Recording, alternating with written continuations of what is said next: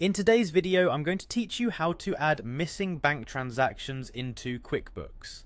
This process is simple and takes only about 5 minutes. Let's dive in and make sure your financial records are as accurate as possible. To get started, head over to QuickBooks and locate the sign in option. You'll find it right at the top corner of the QuickBooks homepage.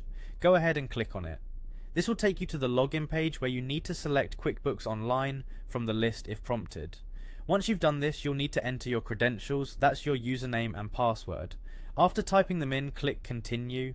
Once you're logged in, navigate your way to the Transactions tab.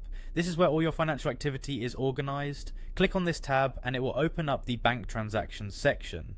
In this section, you can view all transactions that are linked to your bank accounts. It's a key area for managing your business finances efficiently. Next, you need to choose the specific bank account you want to upload the missing transactions to. You'll notice that each account is listed on this page. Take a moment to ensure that you're selecting the correct one.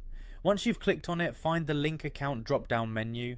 Now from the drop-down menu, select the Upload from File option.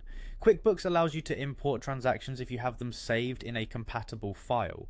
It's particularly handy if you've downloaded bank statements as CSV or QuickBooks Excel files.